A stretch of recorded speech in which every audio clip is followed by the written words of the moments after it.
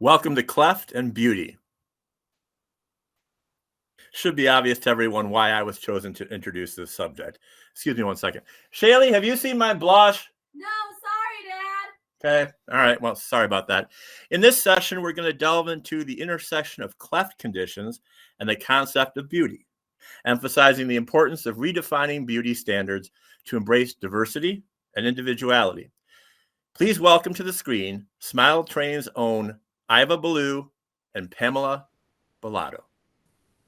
Thank you so much, Eric. And when you find that blush, let me know what shade. But I am so excited, and I know everyone else is so excited to have Pamela Bellato here.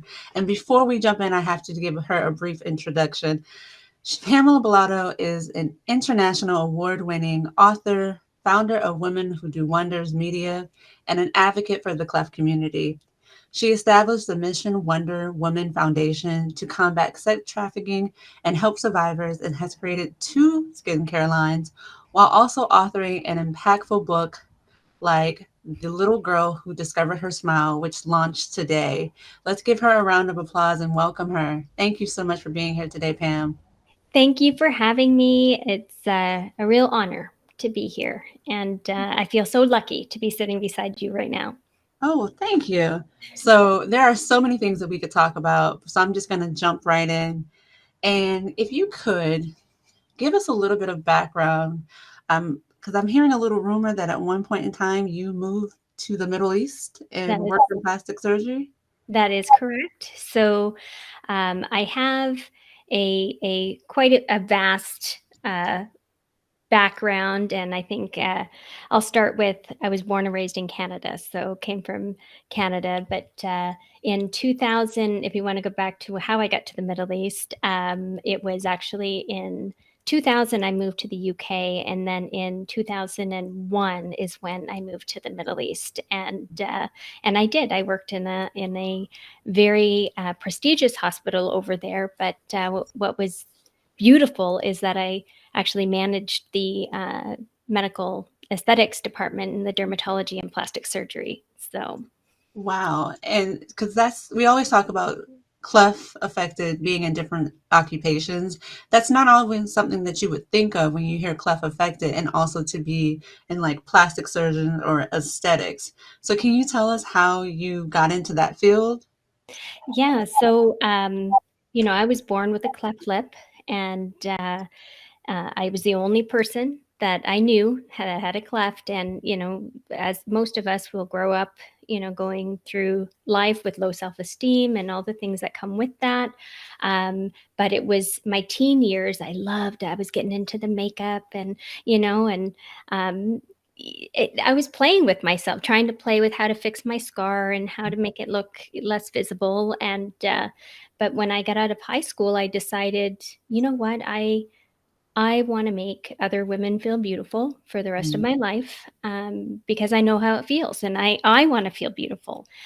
So graduated from aesthetic school in Nova Scotia, Canada, and that took me all over the world. So went to the UK, and worked in Notting Hill and Knightsbridge, and then that took me to the Middle East, and then I got into the medical side of it. So.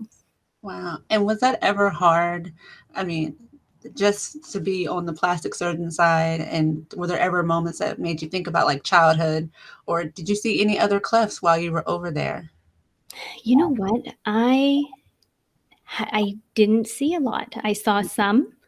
I did see other forms of facial differences that we had a lot of burn come in. So we worked a lot in that, but they also had the cosmetic side. So we had a lot of people coming in with the cosmetic. But the beauty of working there, though, and even though I didn't see a lot of people that came in that looked like me, I got to play with a lot of different things in the clinic. So any new lasers would come in, or new types of needling or anything, I was the first one to jump in and say, I'm going to try this on myself. So I got to play a lot. Yeah, and I'm seeing in the chat that there's a lot who can relate to wanting to play in beauty and makeup. I too was that girl growing up who was always in her mother's makeup, just wanting to feel pretty. And so I love that. And can you tell me about your last surgery? Yeah. So my last surgery I was almost turning 30. So I was near 30. And I became very good friends with the surgeon that was working in our department. He was from Puerto Rico. And I said to him, I really wanted to do something with the shape of my nose because my scar was pulling one nostril down. So I said, is there a way? And I'll be honest, I brought him a picture of Marilyn Monroe and I said, I want her nose. Can you give me her nose? And he actually put her picture still in my chart. But he said, I'll do what I can. So he went in, he anticipated the surgery to be about 3 hours, but he ended up working on me for 8 hours. He took cartilage from my ear and, rebuilt the tip a little bit. So, I mean, when you look, you can see that there's still a difference there, but face on, he did a really, really good job. So that was the last one. I was almost 30. Nice. And I have to say, I did the same thing about pulling out different photos. So anyone in the chat, put a 1 if you two were really good at looking at noses, that you were like, oh, can I look like this? I think that's just something that is so relatable to the cleft community about trying to get that symmetry. And I also love that you said that you just did it on yourself. You were like, okay, I want to fix this. What can I do? But before you fix the outside, can you talk to me about, you said that you made sure to fix the inside? Yes. So, I mean, when I think back, there wasn't a term for it way back then. I mean, I was born in 78. There wasn't a term for what we have now in the mental health space. But I remember then. I remember because I used to say, I didn't understand what the mirror was saying. Look, when the mirror was telling me, I was looking at the mirror and it was telling me that I had something wrong, but my family didn't talk about it. So I couldn't go to my mom, or I didn't talk to my sister about it. So I needed to find ways for myself just to feel better on the inside. And I learned saying affirmations and how powerful they were, even from that young of age, and nobody talked about those things. So then it would have been, oh, she's talking to herself, she's talking to herself in the mirror too, but I started building myself up that way, and then just started, you know what, I am going to take the low self-esteem, and I'm going to, and we talked this on a private conversation, just feeling and wanting to be bigger than what I thought I was. So, and that means going out and trying things that somebody would typically say, you can't do that. But you know what? I can. So I think when I started doing that and then realizing, oh my God, I can do anything. I can do anything I put my mind to. That started making me strong. And then it didn't matter what I looked like or how I felt from the outside. I was such a strong person. And that's what made me who I am today. So I wouldn't take back having a cleft for anything in the world. That's beautiful. And I think others can relate. I know I do. And others all day have been saying about that resiliency of popping back in and kind of getting yourself, connecting with yourself. And talk to me a little bit about how you feel about beauty now that you've worked on the inside, on the outside, about how you show up in the world. Because you just said that you now do hard things like climbing Mount Everest. Like, you do hard things. I do. I have another big one coming up too, but I do hard things. But I am a girly girl, and I love feeling beautiful. And when I feel beautiful and I do the little things, and that could just be putting my lipstick on and it, making my lips look pretty, to, just getting my hair done and different things, it gives me confidence. So yes, we can work on our inner part, and that's important, but it's important to take care of ourselves from the outside too, because confidence comes from both sides, inside and outside. So I take doing both of those things very seriously. So I make sure I always look put together, and that just makes me feel better. So it's not everybody has to do that, but for me, that makes me feel more confident than what I already am. So Absolutely. You're doing what you need to do for you. And I see a comment that I have to bring up to light. Eric said that growing up with a cleft could be challenging or more difficult for a girl and women. And what are your thoughts on that? yes, I still think boys have the same kind of feelings as girls do, but there's one comment that got me, and it was because I don't think I really understood what my cleft was until I went to school. Mm-hmm. I walked on that playground and a boy looked at me and he said, "What's wrong with your face?" Mm-hmm. And I thought, what's wrong with my face? You know, I didn't understand. I was so little. I was 6. Yeah. But I'll tell you that single comment Mm-hmm. was the comment that changed my life, that completely shifted the trajectory of my entire life. Because there are so many beautiful comments I had when I was little, but why do I only remember that one? You know, isn't that terrible? So as a young girl, having somebody tell you that, and then in your head, you don't really think there's anything wrong with you. Why is he pointing that out? So that was the shift where I really needed to start working on my mental health naturally. You know what I mean? Working on making myself confident. But yes, being a girl, it's because, I mean, there's that perception that girls are girls and, you know, we want to be pretty and we want to do all the, although I think that's changing, which I'm really happy about. So girls in sports, I'm all about girls in sports.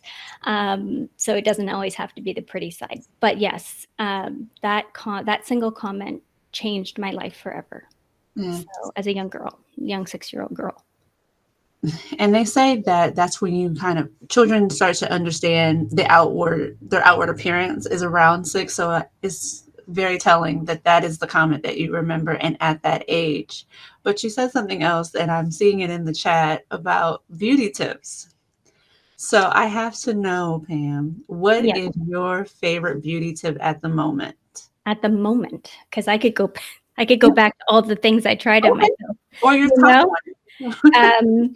You know what works really, really, really well is, I know a lot of us have heard of the microneedling, but I'll tell you, as being in that medical field for a long time, lasers are great. Lasers work fantastic, but I've worked on all kinds of lasers, CO2, all the things. But the one thing that I found had the biggest impact on my scar was the needling. And that's far more cost effective than laser. So, and you can buy the tools now on Amazon. I mean, you can buy, make sure they're good, but yes, the needling tool, if you can't go to see somebody, but what the needle does is it actually breaks down the scar tissue a bit and softens it. So because our scar tissue is tight, especially in our lip when it gets surgically put back together. So when you needle it, it helps to kind of loosen that scar tissue and just makes it a lot softer. So over the years, I noticed my smile got better because I was working on that scar so much. So highly recommend needling. And it can be painful, and I'm not going to keep that away. It can be painful, but there's like an anesthesia that you can put on it. But a tip that I always do is illuminator. What do you call it? That stuff is like magic in a tube, you know? So love my illuminator, put it over, because it'll camouflage. It gives that nice, you know, iridescence, and it camouflages. So for superficial tricks, I'd say that's probably the number one. Medical side, needling is definitely my favorite. And cosmetic tattooing. If you can get the cosmetic tattooing, that's phenomenal too. Nice. Okay. So we're going to keep some more beauty tips coming this way. And this next segment, guys, we're going to actually bring on 2 other panelists. They have stopped by and made a couple of comments as well. So I'm happy to bring to the stage first Stephanie Hines, and she's going to provide us with her favorite beauty tip. Favorite beauty tip right now that's associated with my cleft is one that I recently saw on TikTok, and now I've been doing it every day since. It involves a lip liner and lifting your lip with a lip liner. So I didn't know that you are supposed to draw your top lip from the bottom up, and that lifts your lip up. Whereas when you draw your lip liner from the top down, it drags your lip down. And I think that this is special for the cleft community because we do have, typically struggle with the fullness and the symmetry in our top lips. So this just allows for that extra lift and volume, and I love it. Very nice. I like that tip. Yeah, I'm going to have to incorporate that one. And then we also have Naomi Heather, who is a makeup artist as well. She provided us with her favorite beauty tip. So let's see what she has to say. If I had one tip for anyone starting out with makeup, it would be to, establish a really solid skincare routine that works for you instead of against you. If you have oily skin, find products that work for oily skin and vice versa. I think we can get caught up in social media trends that work against us instead of for us. And I think once we invest more time and care into our skin, we end up wearing a lot less makeup, and our makeup looks so much better. I have a giant pimple right here, and I will tell you right now, if I didn't moisturize my whole face and do my whole routine, my makeup would look awful. So invest in a good moisturizer, all that good stuff. SPF, that is a religion to me. Wear SPF every day, and you'll thank me later. I have to agree. Yes, I agree with the SPF. That one is a game changer. You got to wear your SPF. It doesn't matter, even if you're not going outside, you got to put your SPF on. And I'm sure, Pam, you agree. Yes, very much. I have skin cancer in my family as well, so very, very big advocate for sunscreen. Yeah, and you heard it first, guys. Pam knows, she's been in the esthetician area for a long time, so wear your SPF. But then also, speaking of just Cleft and Beauty, how can we bring those two worlds together? Because right now, that's not something that is often thought about. Pam? That's a really good question. And I've been really lucky in the last little while to connect with just amazing organizations all over the US, just female founded organizations that are out there really advocating. And I had a conversation the other day with Madeline DeNono. She's the executive director for the Gina Davis Foundation. So they are doing big sort of programs right now trying to spread awareness for facial indifference and various diversities through film. We need to get more people like us on film. We need to get that out there. And I think because that's where people are watching. We need to see it on screen. So I think I'm going to keep advocating for that, whether that's through storytelling and pushing for various things. I know I have a new skincare line that's going to come out in 2024. And a big part of that is creating it so that it creates awareness for facial indifference. So Iva, maybe you want to be a model next year. No pressure. No pressure. I've already put it out into the. Then I guess that's what we're doing. So yes. Yeah. But that's beautiful. And that's a great point of what you said about like sharing more. And that actually sounds a little bit, let's see what Stephanie has to say about how we can bring beauty and cleft together.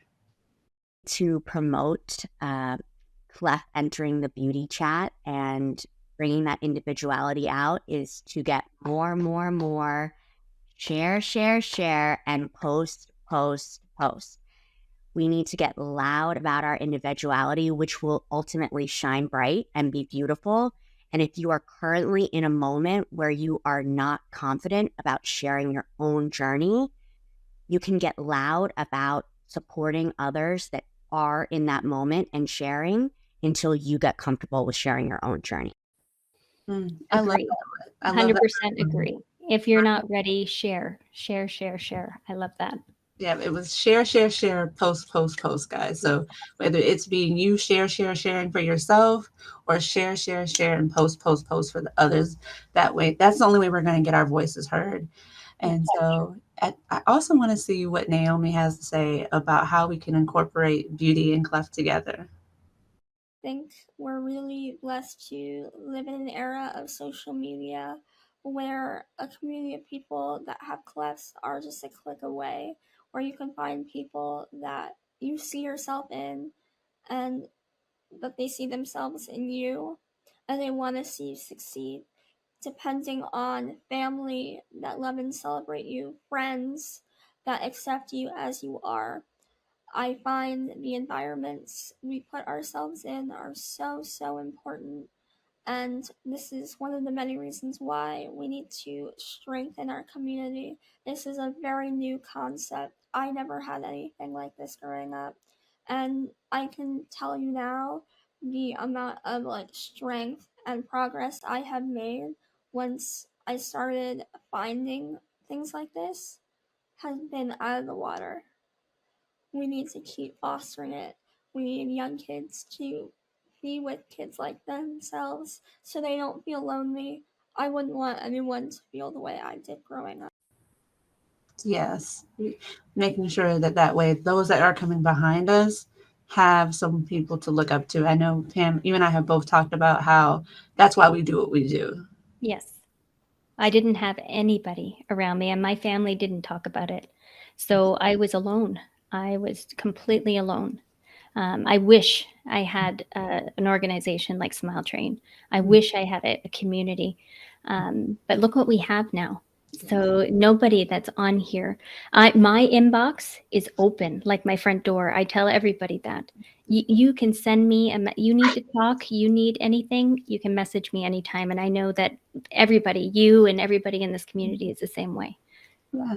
And again, I love this comment. I think that's what we're showing now, that it's a feature, not a flaw.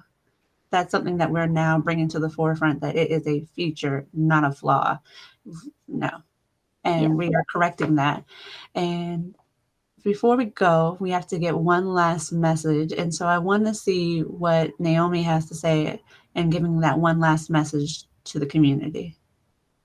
No, it sounds easier said than done, but wear that outfit you've been wanting to wear. Try that lipstick on. Who cares? Who cares? Life is so short. You don't want to waste your time hiding yourself and being someone you are not. Yes. I want to back that comment. So I want everyone to know that we have something special that other people don't have. And I'm talking about empathy. Mm-hmm. I'm talking about courage. Mm-hmm. We've grown up and we have a thick skin. You know, we can, those are superpowers. Absolutely. We have the capability to go out and do anything. And I can vouch on that because I didn't start doing a lot of the big things I do until I turned 40. And I want the young people to know that start young. You know, you have the superpower in you. And, you know, just like everything that was just said, don't waste your time. Yeah, just go out and do it. Do all the things. We are superheroes. And I want to get that last message from Stephanie and see what she has for the cleft community. Going to share a message with the cleft community, those that are particularly struggling with confidence and self-image. It would be to take a deep breath and realize that this is not a linear process or path. And then also that if you're struggling with self-image and self-confidence, this is something that people without clefts are struggling with as well. So for me, there was a lot of power when I removed feelings that I had being because of my cleft, and realizing that I'm just a 36-year-old woman growing up in today's world and life and navigating that. And so I could relate to more people and connect to more people that way. And it let the heaviness of that would maybe weigh me down for a little bit longer time around my cleft. It allowed that to kind of push through quicker, and also then embrace my cleft. Beautiful. Oh my gosh.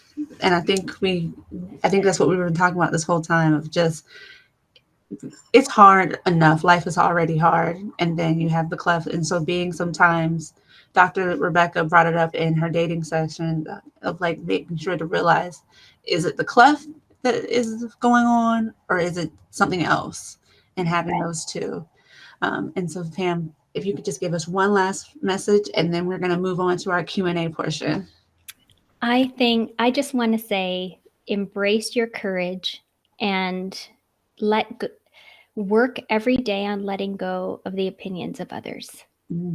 Because when you do that, that's when freedom rises. Go out, be the best you can be. Be your own superhero, do all the things. It might take you time, but reach out. There's mentors out there, doors open for you to talk to. This community is incredible. And I know Iva, myself, and everybody else are here for you. But I just want to say thank you. And this has been an absolutely dream come true to be a part of this event and talk a little bit about my experiences. And I hope I left you with a little something to walk away in confidence. So. Okay, perfect. We have time for one final question. Is there anyone in the Q&A or portion? Anyone have a question? Until then, I'm just going to read some of the stuff that I've seen, and it's so great. First off, it was yes, Pamela, preach, Pamela, and thank you all for this wonderful discussion. Step into your power, and yes, who cares? I apply or not apply, that's okay. And I love this quote, Eleanor Roosevelt. No one can make you feel inferior without your consent. Correct. I love that one too. Yeah. Okay. How can allies and friends best support individuals with cleft conditions in their journey to redefine beauty standards and boost their self-esteem? Great question. Yeah. How can allies and friends best support individuals with cleft conditions? Oh, you have to talk to your friends. They need to really understand the underlying, feelings that you have going out. And once you discuss that, and then they're going to start advocating for you, because if you're with somebody that doesn't understand that and they don't have empathy, I don't think they need to be around you anyway. But if they do, they're naturally going to go out and advocate for you. So I think it comes down to expressing exactly how you feel, making them, understand where you're coming from, because people that don't have clefts or any kind of facial difference, they may not understand. So I think the important thing is to just have those conversations. And then if they're your friend, they're going to advocate for you. Absolutely. Yeah. Pam said it best. You have to let your friends know what it is that you want. And if you want to be, let's say that day you want to feel pretty, you're like, you know what, guys, I feel pretty today.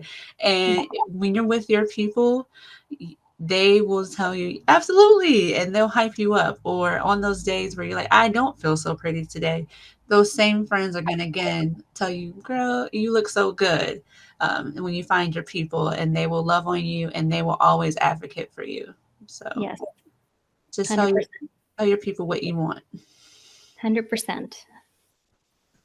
Well, we are coming to the end of the session. Again, we want to say thank you so much to Pam for being here. Again, check out her book. It is yes, hold it up. It was launched. The Little Girl Who Discovered Her Smile. It is about her cleft journey, and it's good. I need to get a copy of that. I'll be getting that. And it's on Amazon, correct? It comes out on Amazon and Barnes & Noble next week, but I shared the link, and you can go and at least reserve and get information about it when it does go out. So the link is there. So yes, let's go ahead and support one of our own, Pam. Thank you, everyone. And we're saying thank you for the session. And I'm seeing such beautiful comments in the chat.